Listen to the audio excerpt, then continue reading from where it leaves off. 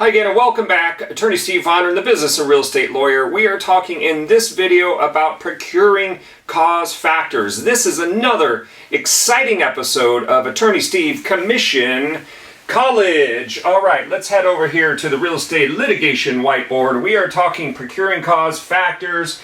First off, if you need more information, procuringcausefactors.com. Hit the website. You'll find out more information there. We've got some great stuff for you, okay?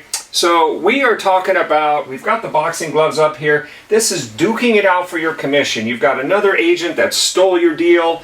You're the buyer's agent. There's another buyer's agent that's come in and trying to rip away your commission. They're pretending you never existed. They didn't know you, and they're trying to get the deal. Or even worse and more malicious, you have the seller's agent trying to get a dual commission, or you have the buyer trying to cut you out. Or sometimes we even have a buyer's attorney that tries to cut out the agent to get their legal fees paid. Okay, so there's all sorts of interference types of things that can pop up. So let's talk a little bit about the procuring cause factors. Now these are put down by the National Association of Realtors. These are C.A.R factors, California Association of Realtors.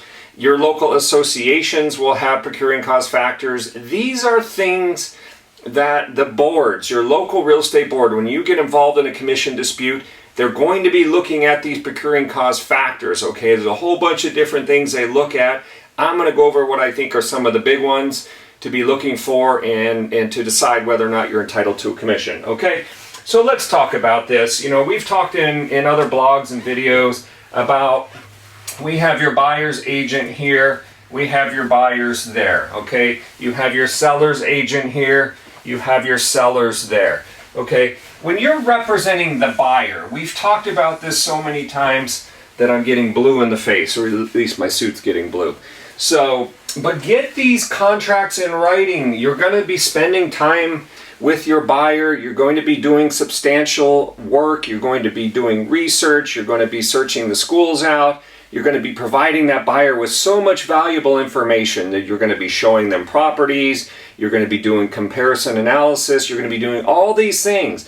So be strong and be firm up front and get that backbone. Get that backbone to get that contract in writing, okay? You get this contract in writing, that's good. See, then they can't disavow your agency relationship and try to cut you out later pretending, yeah, I had lots of agents. I was just looking around. I wasn't doing anything. You know, the kinds of things that buyers do, with all due respect, of course. So try to get these contracts in writing. If you don't have it in writing, you run the risk of another agent coming in, or the seller's agent. That seller's agent may be under a dual commission type of deal, that if they bring in the buyer, they can get 5% or 6%, whatever the case may be. So they may have an incentive, a nasty incentive, to go and try to cut you out of the deal and pretend like, hey, I can get you a better deal if you just go with me. You don't really need your agent. They're not doing much anyway. Those kinds of things. So beware. Always get everything in writing. Document all your emails with your clients. Document your emails with your opposing broker or agent, brokerage. Make sure you know what's going on, because you need to be able to establish. You end up in a board arbitration going for your commission. Let's say the MLS said 3% as a point of conversation here. That could be a big deal. That can be a big deal on $1 million property. $30,000, on a $10 million property, it's $300,000. So this is very important. So you want to be documenting all these procuring cause factors. These ones I have listed. These are not all of them, and they may differ by board. You may pull up something from N.A.R. or C.A.R. or your local association and find different things, but I'm going to give you what I think are the main things. So you're going to be documenting these, so in case you go into an association, you can prove your case. Not just make your case, prove it. I have the emails, I have the phone logs, I have the conversations, I have the stuff I sent them. I'm the procuring cause. I brought the buyer to the property, initiated the sale, worked it through. There was no break in continuity, other than maybe something that this person did, or maybe something that a lawyer did for the buyer. Who knows? Lots of different things. So without further ado, let's talk about these factors. I'm going to switch pens just to get a little more color in here. So some of the things these boards will look at, this again, not an exclusive list. One, Did you, as the buyer's agent, did you inspire the decision to buy? Did you find the property?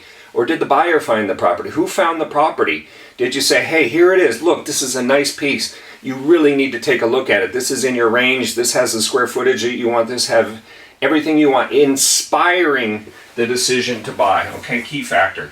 2, who shows the property? Did you go out and actually show the property? Did you open the doors? Did you get the security codes? Did you get the gate access? Did you do these kinds of things? Showing the property once or multiple times, very strong indication that you're the procuring cause, that you were bringing the deal to the table here. Performing subsequent due diligence, research, preparing documents, checking the county recorders, doing comps, these kinds of things, doing special research, earthquake zone, hazard zones. What are you doing? Are you following up and doing something for your money? Are you earning your money? Are you putting your feet into it? Research. Writing the offer is also very important, to be able to actually say, yes, I wrote the offer. It's right here. I wrote it. They signed it. We submitted it. And then, I don't know, all hell broke loose. The second agent came in, interfered with my relationship, took my client, made him a better deal, so forth and so on. Who knows? Lots of different scenarios that can rise up. But writing an offer is a big piece. Next, agency disclosures. Did you give the agency disclosures? Did they sign it? Did they acknowledge that you're the agent? That's always a nice piece to have. Other disclosures. Did you prepare other disclosures? Those kinds of things. So agency disclosure is very important. Obtaining a deposit. Did you actually get a deposit check, earnest money that you gave to the other side? Who got the deposit? Negotiating the close. Did you work it through? Did you get toward the end and then something blew up? So negotiating the close is another factor. Maintaining close contact. This is very important. This pops up where the buyer is going to say, you know, well, what? They abandoned me. They abandoned me. You know, I was working with them. I hadn't heard from them in 2 weeks. You know, what am I supposed to do? I need to buy a house.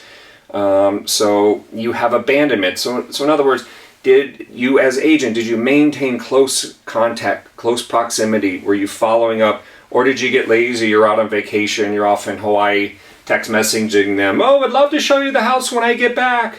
You know, those kinds of things. So close contacts versus abandonment. You don't want to have that abandonment argument.